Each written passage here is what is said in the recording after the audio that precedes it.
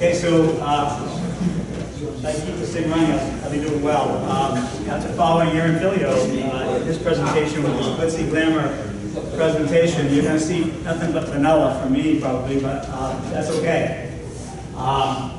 So when I was asked to speak at this, and he said, well, you know, what do you think you want to talk about, Coach? I said, well, you know, why don't I just talk first off, you know, what have we learned at Orono about 8-man football? And so that's kind of what I'm going to spend my time talking about. And then I thought, you know, how can this benefit those of us that embrace the game of 8-man, or maybe those of you who are, you know, contemplating, you know, taking the game on and making that your game.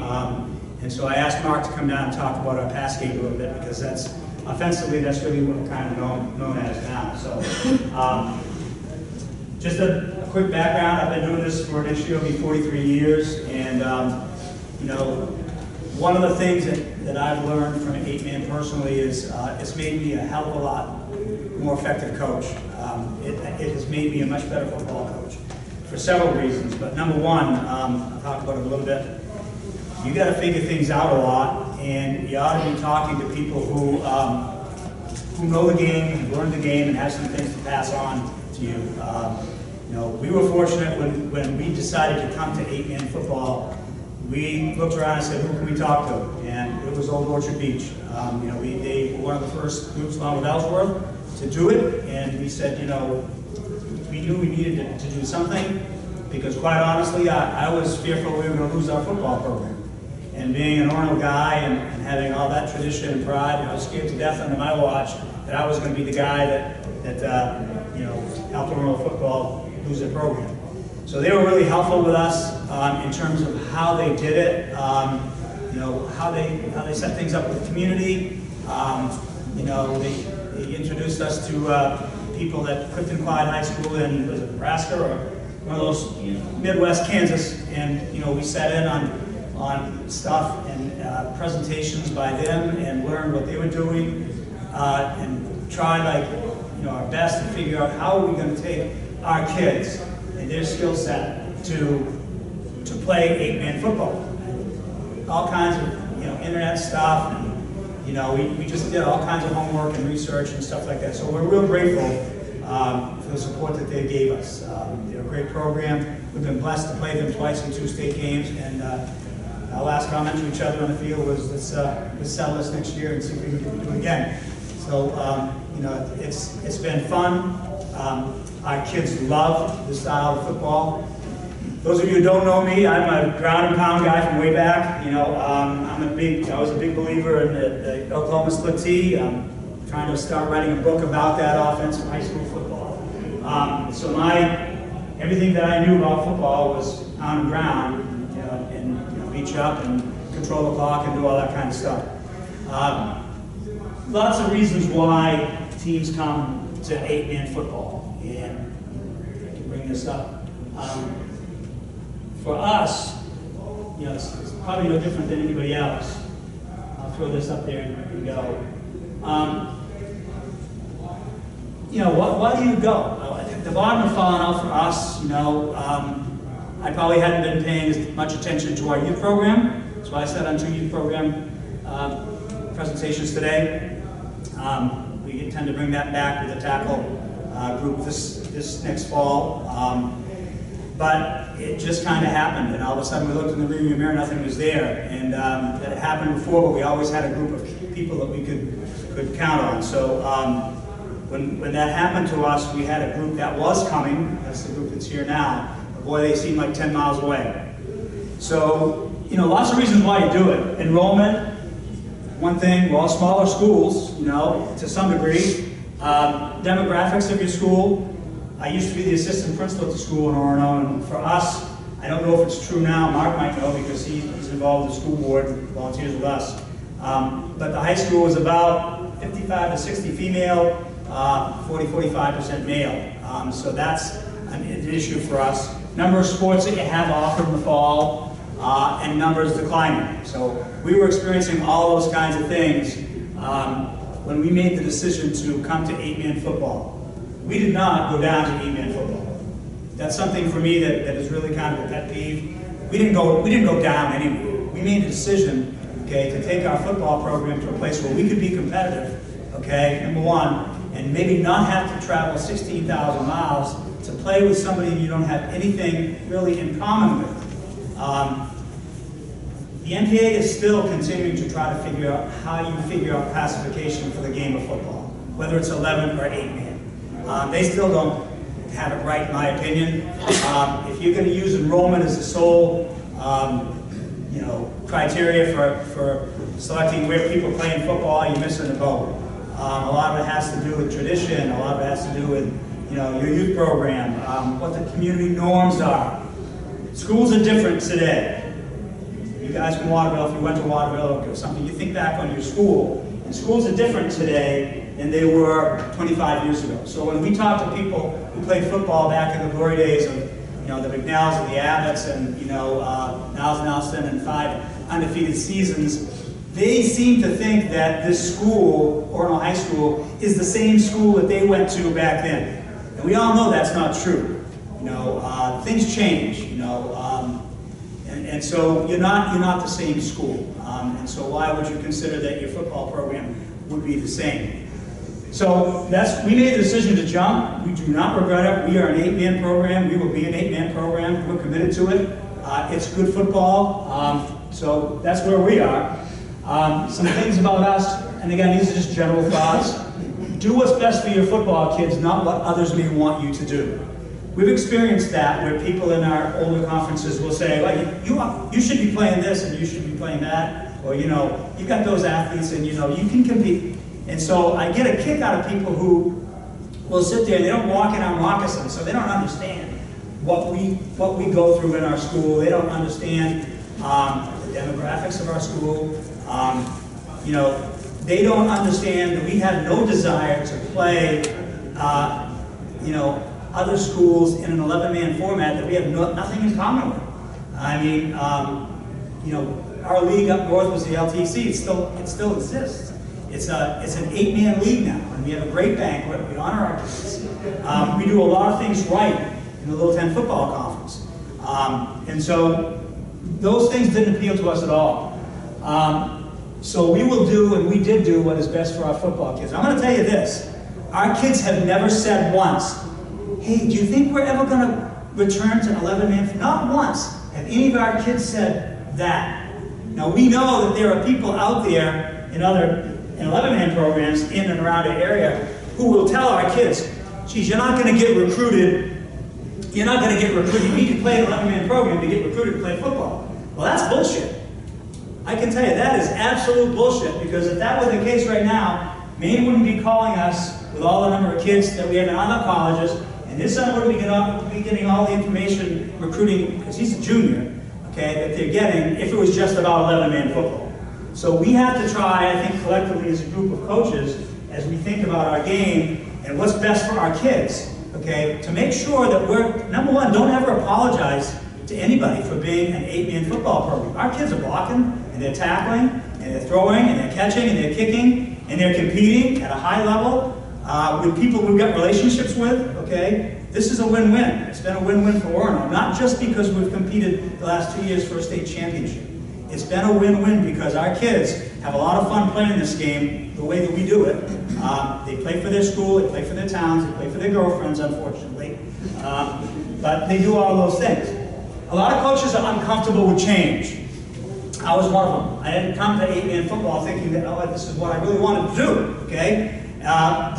But it was like the light went on one day.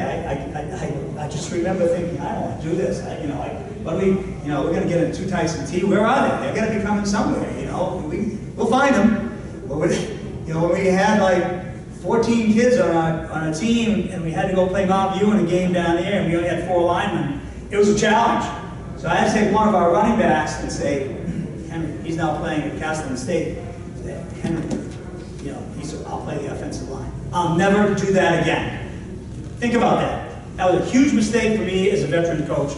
And I went to my AD before I did it, and I said, Mike, we really can't play. We've only got 4 linemen. One of my knuckleheads got thrown off. He got thrown out of school. We literally went down there, and Mike said, I don't know what we're going to do. I'm not going to blame it on Mike. So he said, just get out and explain to the coaches what you're doing. Okay, so, we went down. they just stuck it up our ass, okay? And because they could. So that was another affirmation that we need to do, what we need to do for our kids.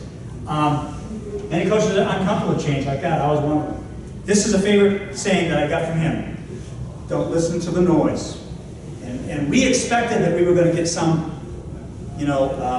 pushback because the tradition our football program had not one person even questioned about our decision to play 8-man football. Part of that was we made a decision a year earlier to play a sub-varsity program. That was about as bad as it got. And we were struggling. The superintendent asked me to coach the middle school as well as the high school during those. It was crazy. I mean, I almost left because I'm thinking, jeez, But we did have this group of kids from our youth program who were coming, and we just kind of toughed it out. And here we are now. So you're always a better coach when you get great players. Educate stakeholders about it. I've heard statements where administrators will say, "Geez, we really want you to play 11-man football because back in the glory days, it's what it is." I think we have to educate people about this game, and I think that includes your administrators sometimes, or your principals, because they're involved with hiring a football coach. And if you're a young coach and you really want that job, you're more apt to say, "Well, geez, they want us to do it this way." Hey, they're hiring you for a reason. Okay, I hired lots of people when I was an assistant principal. Sat in on interviews for superintendents and stuff like that. They're hiring you because they want you to be the leader of that football program. So I think it takes courage to stand up and say, "Look, this is what I believe in. If you really believe in 11-man football, great, that's good, it's fine, okay? But if you really believe in your heart, and you look at your kids and you want to build that program, and your heart's an 8-man football, do it, do it." I'm preaching to the choir here because you're probably all 8-man coaches. I don't know many of you. Do your homework, be honest with people. That goes back to telling your kids, hey, if you're good enough to play, they're going to find you. So don't believe that you can't be recruited as a football player, to play at the University of Maine or someplace because you're playing 8-man football. Promote the game within your school and community. We promote it, the way we chose to promote it in Orono is Channel 5 TV does this thing, they put on 4 or 5 or 6 games every week and they're playing 11-man football. So you see Foxcroft Academy playing Hampton Academy, and you see Bangor playing somebody, and so it's all the schools in the area that so a couple of years ago, we were having a Cinderella season, and I called them up and said, "Hey, listen, how'd you guys like to do an 8-man game?" "Oh, geez, we never thought of that." "Well, why don't you consider us doing that?" So we went out, got some sponsors in the community to help and work with Dexter, another team we respect greatly in our conference, and we each raised $5,000. They needed 10 grand to do the TV game, and we did it. And we played at the university because our field wasn't done yet, and it was a great way for us to promote 8-man football. The feedback we got back from the people at Channel 5 and a lot of the feedback that they got, they gave back to us, was, "Wow, that's really an exciting game. This is great." So it was a chance for us to do that. We did it twice. We did it last year too. We did it with Mattinock.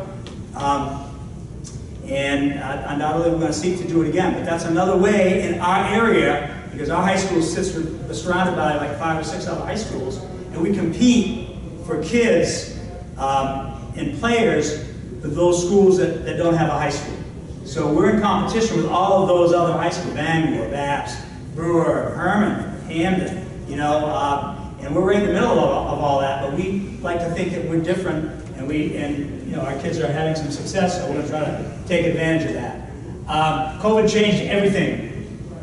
We're still dealing with COVID, and I think when we're thinking about how that impacted us, we did the weight room thing. We had masks and circuits. We went out and we played two-hand touch or whatever it was to keep our program rolling and going in the right direction.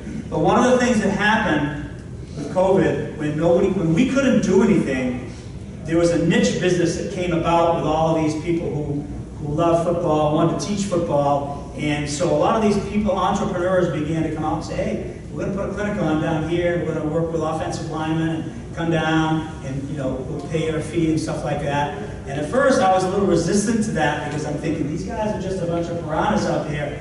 They're going to make money. But I'll tell you this: we have benefited from that. We've got a relationship with Ryan Stroud at QB1, who has just been fantastic with our receivers and with our quarterback and with Mark, and that's been a big help. You know, we've sent our kids, I drove our kids down in the summer in the school van to lift with Matt Mulligan because our weight room is literally a closet. Okay, it's just, we had a big renovation, nobody thought anything about weight room, we're working on it, but that's working for us too. And a lot of the kids will lift at the university, at the rec center, so it's different for me because I used to run my own weight program and I was a BFS guy and I wanted to be in there with the kids at 6 in the morning and 6 at night and that kind of stuff. But COVID has changed everything and we're still doing it. I would encourage you to be looking at some of those people who are out there maybe in your community because they made it helped us a great deal.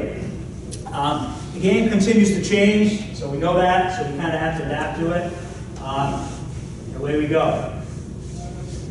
So again, anytime you have any questions, you can stop me if you want to stop over to the break-in room. I can tell you what we do for a weekly practice session. We do that. We just don't show up in the field and go, what are we going to do today? No, Mark's laughing because we're quite organized, believe it or not. We think we know what we're doing. We think we finally figured this game out a little bit, as it applies to us. The game is a bit different. Okay, it's not a big deal, so I would just encourage you to embrace it. How many of you are already coaching 8-man football? Okay, anybody here who's not contemplating it? Maybe anybody? Okay, all right. So I know my audience. I'm definitely preaching to the choir. Hopefully, you'll help us and spread that message to the benefits of our game. You run, you block, you tackle, you throw, you kick. It's really the same. One of the first conversations I had with you was, you were talking about somebody you had in a preseason scrimmage or something, you looked at each other in the first 5 minutes, you went, it's football, it's the same. And we really believe that too. So anyway, coaching 8-man has made us at Orono much better football coaches. Like I said, I've been doing this for a long time. Mark has been with me since the youth program days. He stayed right with us, but we had to figure it all out. We're still figuring it out. We're still making mistakes. Aaron said in his presentation, or somebody did this morning, you don't have all the answers. We don't profess that we have all the answers either. Little story to illustrate that was 2 years ago, we were playing a big game for us. It was week 2 at the university. Played all of our home games at the University of Maine. We were playing Stearns. Stearns was we targeted them and knew that they were a pretty big rival of ours, and they didn't treat us quite so well sometimes when we were down in the hole, and so we were really excited to play them because our kids were becoming of age, and we prepared very well. They were an option team, so we talked about all the ways we'd defend the option and all this. We were ready to go. So we get out there, we're up by 24 points in the fourth quarter, and it's a big weekend for a multi-class reunion. My high school's 50th and some other class reunions, so there are a lot of people who watch us play. So up 24 points, we found a way to lose the game, and we weren't prepared. We didn't have our hands team done. And so in our staff organization, Mark basically runs the offense, particularly the pass offense. I help him. Donnie Joseph does our special teams, and I wasn't going to throw my assistant coach under the bus because we didn't have a hands team in, but we weren't prepared. So here we were on the sideline, scratch one in. Well, it didn't work out very well. They onside kicked twice, scored both times. They came back and beat us. So just when you think you might have everything covered, I would encourage you to continue to be thinking about all those kinds of things.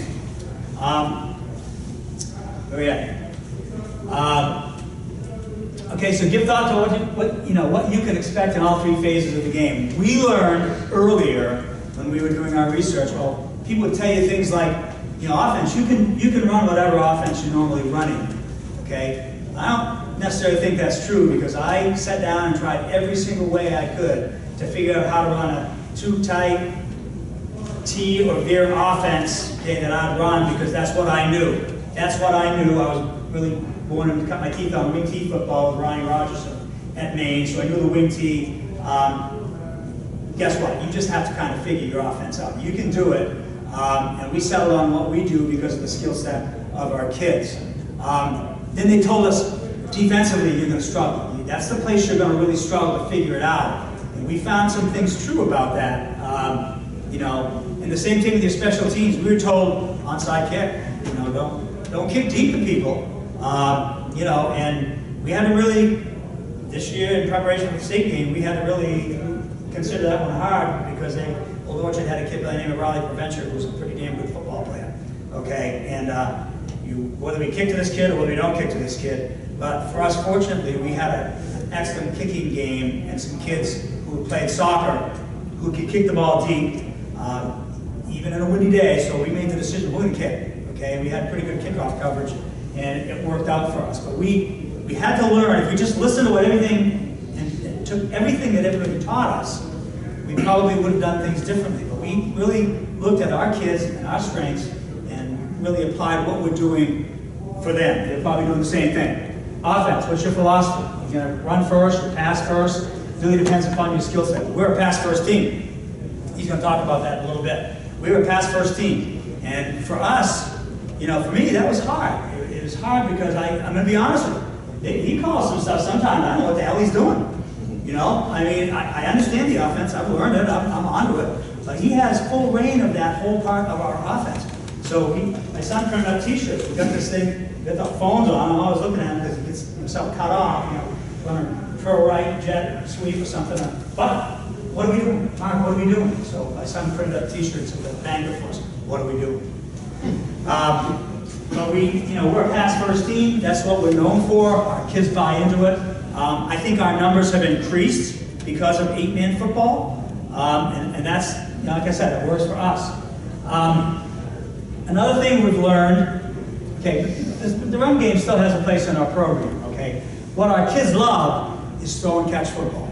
I mean, there are times, I was telling somebody earlier, there are times when we practice, honest to God, and I've seen a lot of football, and I can go back to the days of just, hey, listen, 4 yards in a cloud of dust. But there are times when we practice, and I look at my coaches and I shake my head and go, Jesus, we're like a college team out there, and the kids are playing, they're flying around, they're supporting each other. The edge is much closer than an 11-man. So if you haven't figured that out by now, how do you do that? So we've got a 3-man offensive line, okay? And 2 years ago we had our center playing, me, the line coach, I had him playing left guard, okay? And he's about an inch shorter than I am, so his first step is probably about 6 inches. And I expect him to protect the backside of our quarterback, his blind side, so we can get a pass off. It wasn't happening. We got this kid 6'8", 280 pounds, okay, whose first step is like from here to China, right? And so we made the change this year to have him play there, and it worked out for us. But the edge is a lot closer in 11-man, so you've got to figure out how you're going to deal with that and what do your pass protections look like. We've got a variety of pass protections that we utilize based upon what he wants to do. We'll fan protect, we'll slide protect, we'll go big on big, and our running backs have to block, of course. So defensively, you got to be sound. They were just saying the Shrine game that you have to play an even defense now. I just heard that and everything. But for us, we're kind of an odd, version of the 50. That's what we get into for our base. We branch out of that. But we want to be sound. We want to make sure we get gap integrity. We do a lot of scouting on both sides of the ball. So when we meet on Sundays, and we go early in the morning on Sundays and really try to knock things off by noontime. Mark will come with his basic game plan on how he's going to attack people with the pass game, and I'll add a few things with the run potential. I took the defense back because last year at this clinic, our young defensive coordinator, Rob Sinclair, I loved him. He was with us through the whole time we were, in that big dark hole, and he had worked his tail off, and I was grooming him to be my guy when the time for me to get done, and he was all on board with it. Well, Freddie Lauber, he steps up to the plate and he starts recruiting me right off the bat, and I'm going, hey, leave him alone. So then I got thinking about it, and I'm going, well, he had a girlfriend and a beautiful baby boy, and I said to Rob, I said, you got to think about this one. I was at Hampton, I'm not trying to get rid of you. So he took the job, he's doing great, and so I took the defense back and helped a little bit there. That's a little about what we do. Give some thought to your linebackers. We struggled with this one. How many of you struggle with what do you do with your linebackers? Anybody done that? I've seen some people nod. My idea of a linebacker, because of my football background, was you got to have that stud. I think of Patrick Munzig, okay, years ago as a linebacker for Gardner for his dad, and you wanted that guy who's tough as nails. He's going to plug the run and knock your teeth out, and so if we played those people and we come up against somebody who can throw the ball and spread the field, we were caught with literally with our pants down, because that kid doesn't fit for what you want to do. So we settled on some tweeners, strong safety types. If we're seeing somebody who runs the ball a lot, we try to have a kid that we can get out there and we can play. We'll step in and plug and do some things. But we had to kind of figure that out too. We do a lot of film work, like you all do. You know, it's big time breakdown for us. We love that part of the game. Your special teams, I think I talked a little bit about this. Donnie does a great job with our special teams. And, you know, I always tell him he likes to tinker around a little bit. And like I talked to this one about, you know, we graduate some kids. First thing I told him, it's not making major changes here, okay? We're okay. And I said the same thing to Donnie. Like, hey, listen, you know, it's not broken, let's not try to fix it. And now that we figured out we've probably got to have a hands team against teams and stuff like that, you know, we're presumably better. Yeah, your special teams are really important. We practice special teams every day, and something that I brought with me that I really believe in is we have a kick sequence that we use. If any of you want it, I can give it to you. I can give you our practice stuff. I'll give you anything you want, because I think it's important to share information and help us help each other grow and develop 8-man football. We've got a kick sequence that we use where we take a safety in the end zone, we'll knock the ball out of the end zone, you know, we'll kick away, we'll push the ball out of bounds, out of bounds, right? We'll push punt down to the end zone, try to cover the thing, make sure we turn our back on it, don't step on the line, okay? Turn our backs and try to pin you deep inside. Then we'll go through the rest of our whole kick game, kickoff, kick return, you know, hands team, blocks, the whole thing.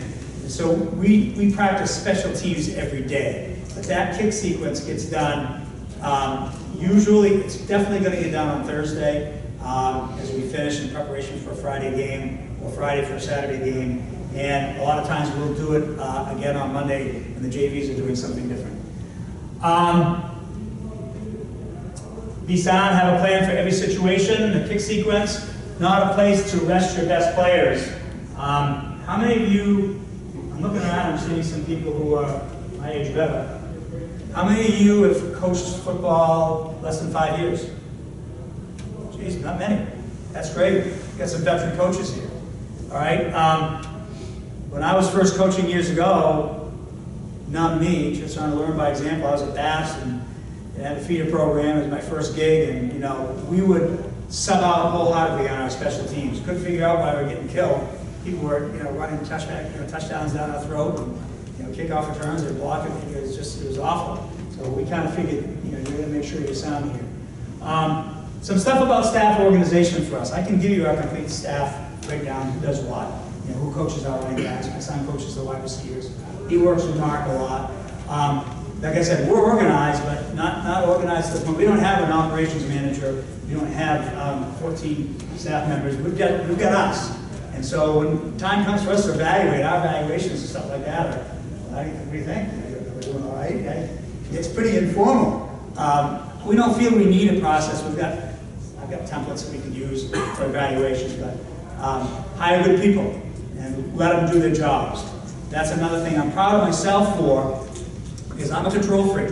You know, I've got to know what's going on. I've got to, you know, I don't give up responsibility. For years, I did the offense and the defense. Okay, made all the calls. I don't know what my assistant coaches were doing. Why did I have them? I didn't do a great job with them. So one of the areas where I've grown greatly is to find people that really have a passion for your program and give them responsibility, and then talk with them and stuff like that, and make sure that you're communicating. Ultimately, it's your program, so yeah, if you're the head coach, you've got to make sure you know, at the end of the day, if you don't like something, that you reserve the right to do it any way you want to, but don't try to do it all by yourself.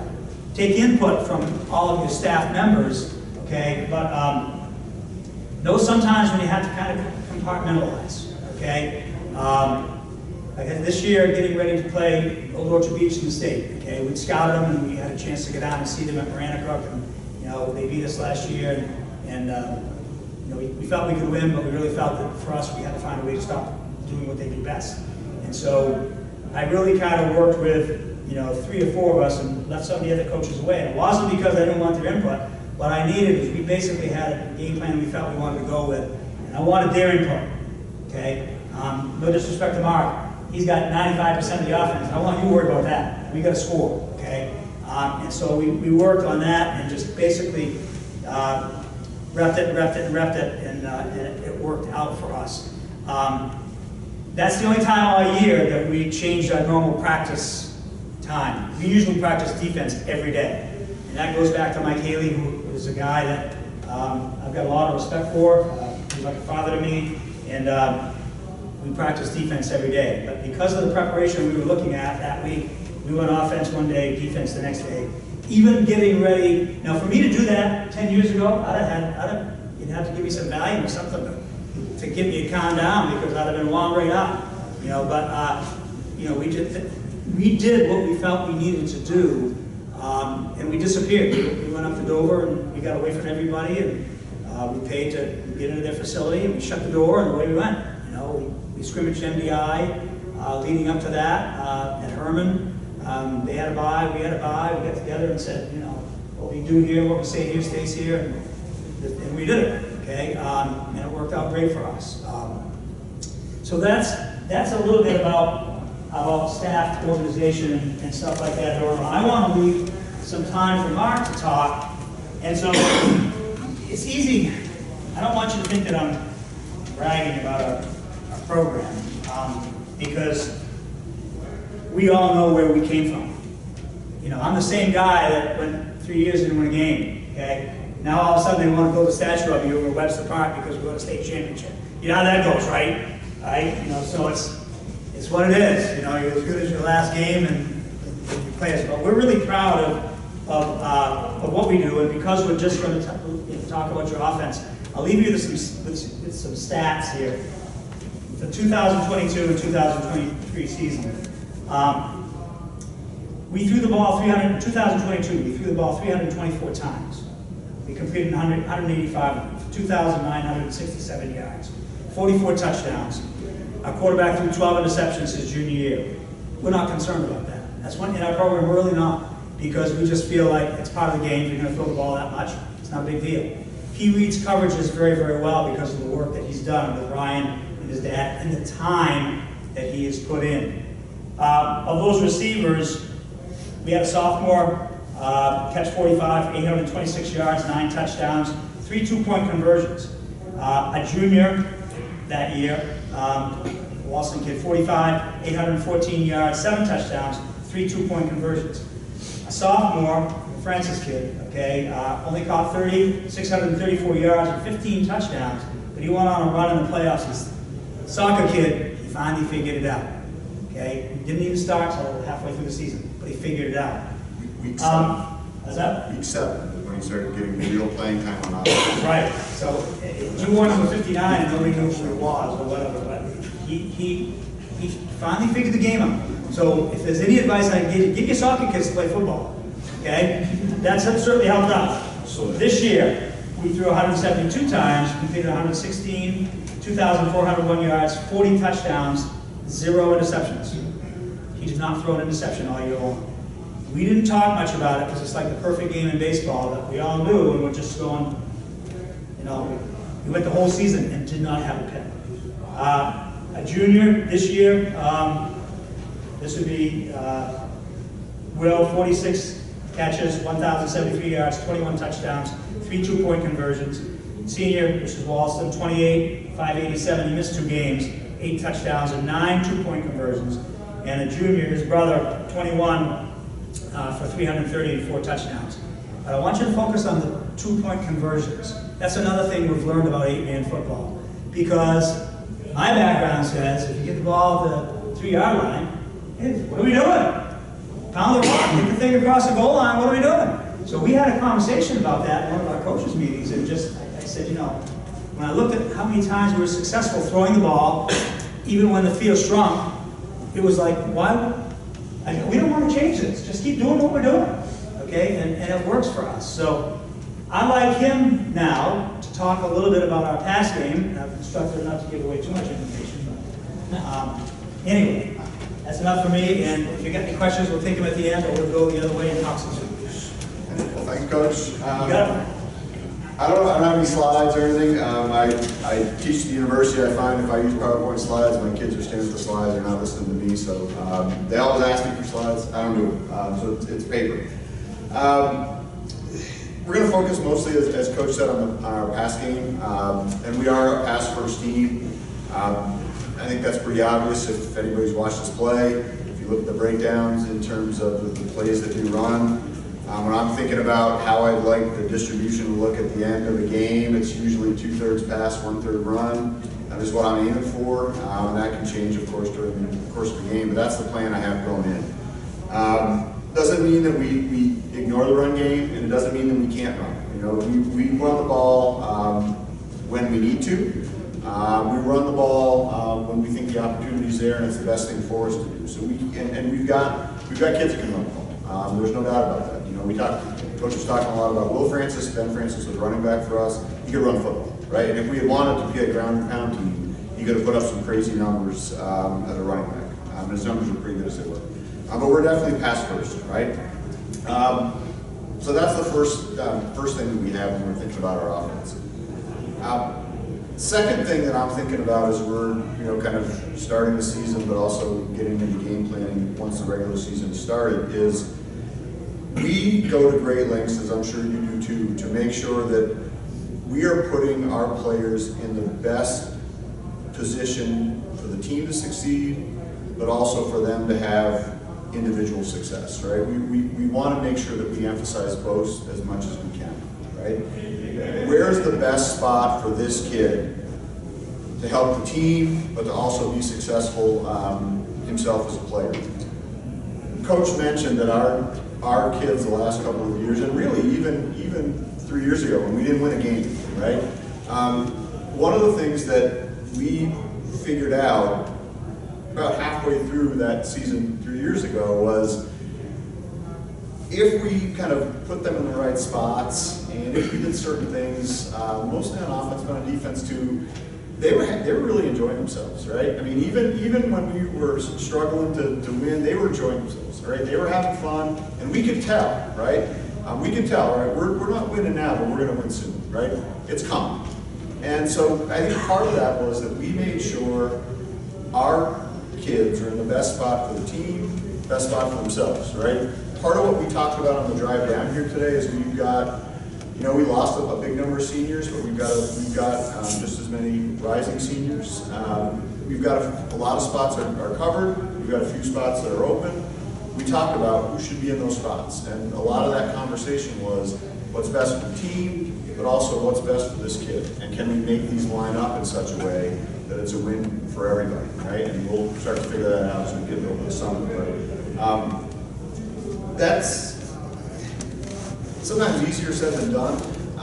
And for us, a particular challenge has been with this group of kids is even though that we're pass first, we run a lot of plays, right? There's still only so many footballs to go around, right? There's only so many touches to go around, and we've got kids that want the football, right? That really want the football, and they deserve the football, right? And on a lot of other teams, they'd be starting to either focus, the focus on player. That's not necessarily the case here, right? I mean, and it varies by game. There'd be some games where, one of the receivers, for whatever reason, it's his day today. He's catching 7-8 footballs in the first half. He's already got 3 or 4 touchdowns, and it'd be easy for the rest of that receiver core to kind of sit around and go, right? And early on, we did have a little bit of that, right? But one of the things that we would talk about with this discuss, right? Everybody's going to have their day, right? Everybody here is going to have their day. You've got to kind of embrace each other's success, right, as the team's success. And if it's not your half today, it might be your half in the second half. And eventually, we really got there, right? We had these kids to buy in. And, we've got a lot of kids who could, their numbers are good. Their numbers could be a lot better, maybe in some other places, right? In particular, I'm thinking about one of our kind of 3 top tier running backs who doesn't get on the field as much as he could, but it seems like every time he's on the field, he touches the ball, he scores, right? And it'd be easy for him to sit there and think, man, this is really not, it's not fair for me. I'm playing maybe a third of the time. it's not an issue for him, right? He's bought in. The team's success, his success, and really we got all these kids to buy in. So that was something we talked a lot about in preseason. We come back to it at various points, but by the time we got halfway through last year, I don't think I had to bring it up again, ever. Everybody was happy. And that testament to the kids more than anything else, right? Next thing that we think about on offense, and again, this may seem fairly obvious, but I was sitting in screen game presentation earlier this morning, and the presenter there was talking about it too, so I guess maybe it's not as obvious as it might seem, but when I'm thinking about what we want to do against a particular opponent, I really want to focus on getting the ball in the hands of our playmakers as much as we can, right? I don't want to waste a play, right? I don't want to waste a play to set up something else later, right? I want to make sure that everything that we call, everything that we run, has the potential to go all the way, right? It doesn't mean it's going to, but it has the potential to. And that's because we have kids that we want to get the football to, right? And I'm going to go into the plan of, well, if we can't get them the football this way, we're going to get them the football this way, right? I want to make sure that they get the ball in their hands as much as humanly possible, right? So that's kind of some of the stuff that we go in with, right? Now, what do we look for in our players by position in this offense? Coach mentioned probably the first thing that we need to find is we need to have linemen that can pass block, right? If we don't have linemen that can pass block, a lot of what we want to do isn't going to happen, right? It just can't, right? So we, and Coach took back over the offense. He mentioned he took back the defense. He took back the offensive line this year too. Last year he didn't do a lot of position coaching on offense. He looked like a little lost sometimes. He wandered around the field. This year he took the offensive line back, and they got markedly better, right? And pass blocking was settled by, I don't know, week 2 at the latest. We didn't have to worry about that. That was not the case 2 years ago. We had a lot of holes, right? Our quarterback had to run. A lot of times he run for his life. Not so much this year, right? So our linemen got to pass block first and foremost above all else. Worry about the rest of it after. By the end of the season, they're run blocking pretty well too, but if they can't pass block, our offense is going to work. Quarterback. Our offense asks a lot of the quarterback, right? If you don't have a quarterback that can handle all this stuff, it's going to be hard to do something like we do on offense. First thing we expect of our quarterback is to have complete knowledge of the offense, right? Bob mentioned our quarterbacks, my son. Sometimes I think he knows the offense better than I do, right? I know the offense pretty well, but sometimes he'll come off the field and he's barking at me about something, and 90% of the time he's right. So it's knowledge of the offense and command of the offense, right? When he goes into the huddle, if somebody doesn't know what they're doing, he can tell them what they're doing, right? He knows about adjustments that can be made before somebody calls him down from the tower, before he even gets back over the sideline, he's already got it, right? So it's knowledge and command of the offense. Second thing is he's got to be able to read coverage, right? We run a lot of receivers. We don't have hardly any 2 receiver routes, 3 at a minimum, 4 is pretty normal too. We ask a lot of him in terms of coverage reads, and that's an area where Ryan Stroud's really helped him out over the years, right? And they watch a lot of film and break down a lot of coverages, and if you go back and watch film of him as a freshman, there's some, you mentioned questionable reads. I don't really see much of that anymore, right? So it's reading coverages is huge. I'm sorry. I don't mean to interrupt you, Coach. What are you guys seeing for coverages? How many different coverages are you guys seeing? Well, we don't see a whole lot of zone, to be honest with you. It is primarily man-to-man is what we do see. 2 years ago we saw a lot of man press. We didn't see as much press this year. We actually prepped. One of the things that Orono did to us in the state game 2 years ago was kind of beat up our receivers. Right? They took away, pretty much took away our passing, and I couldn't figure that out. Right? I kept trying different things, and whatever I tried didn't work. It surprises me kind of the limited variation of coverage we do see, to be honest with you. But we work at it, right? We prep against different kinds of coverage with our look team and try to be prepared for what we see. When I watch film, I break down all the coverages that our opponents have used, and we come into the plan for them. But we don't see as much diversity as we might think. Third thing our quarterback needs to be able to do is buy some time, right? Doesn't have to be, run a 4.5 40. My son is not fast, but he's got to be mobile. All right, we got 3 linemen, right? If you send somebody, you got to be able to move. All right, so our quarterback, our system requires mobility. If you're going to have 3 or 4 receiver options, you got to be able to buy a little time if those first couple of guys are covered. Right, so you got to be mobile, and obviously you have to have a quarterback that can make the throws. Right, you can't be a pass first team if your quarterback can't make the throws.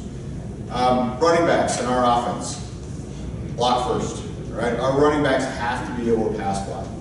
If they can't pass block, I don't put them on the field that much, to be honest with you. I mean, they could be a great running back and they'll still get out there for some of that stuff. They have to be able to pass block, right? We've got one running back he's not a big guy, but he's completely fearless. And it doesn't matter what the size of that person coming in, he's going to get a body on that kid, right? He's going to need an ice bath at the end of the game, but he's going to make that block. Right, so you got to be able to block first. You got to be able to catch second. Right. If we're going to go empty, I don't really want to put another receiver in and motion to that. I want running backs who can catch football. Right. And then third is run. Obviously, we still do run, but it's more block first, catch second, run third. Receivers. Right. Our receivers are the key to our offense. We've got an incredibly talented group of wide receivers. They obviously have to be the catch the ball. We spend a lot of time with them just catching footballs, right? Catching footballs. Second thing for them, and this is something I think we really improved on last year, is route running, right? We spend a lot of time in the summer. We spend a lot of time early in the season, and we revisit as we get later in the season on route running, right? And if I see a receiver who's sloppy on his routes, I don't care, even if he catches a touchdown on a sloppy route, I'll give it to him. Pay attention to detail, right? Run good routes. And by halfway through last year, they're holding each other accountable on that, which is huge. Hugely important for us. Blocking. Our receivers have to be able to downfield block, and that's incredibly important on our offense because we get a lot of downfield plays, right? Whether it's short stuff that our receivers break, screen passes, there's a lot of times where we're one block away from a big game, which is great, or a touchdown, which is even better. Our receivers block for each other like crazy, right? The younger Wilson brother Case is probably the best blocking receiver I've ever seen. The kid's an animal at blocking. And he works at it. Takes pride in it. It's amazing. And he's not the only one. It's infectious too. Everybody fed off of it. And then finally, we like our receivers to be able to improvise, right? Our quarterback's buying time, things are breaking down a little bit. You got to be able to improvise, and that requires chemistry between receivers and the quarterback. They put a lot of time into this group together, and it shows, right? Last thing I'll say, and I don't even know what time it is. Last thing I'll say is our entire offensive system that our passing, right?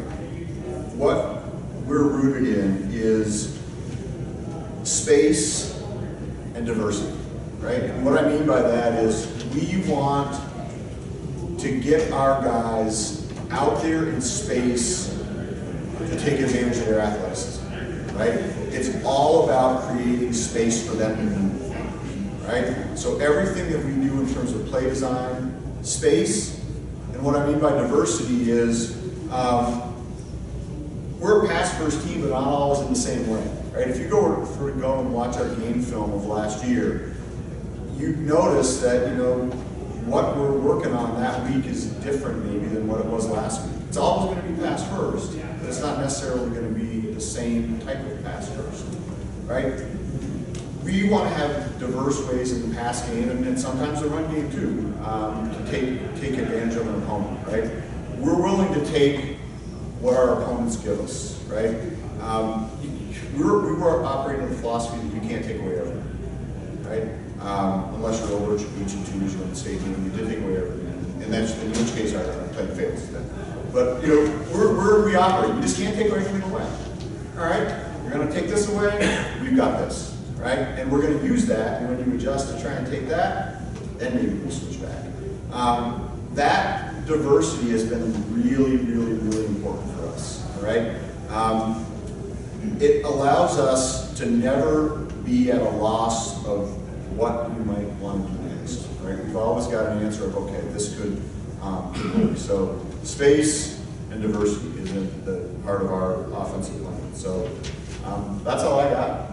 I'm sure we'd both be happy to answer questions. I know there's like a question period after. Yeah, you can fire away. If anybody's got any questions, you can ask them now. Another thing that I'll mention briefly, you know, the first time that I took a team to the state game, it was 2 Smash Mouth teams.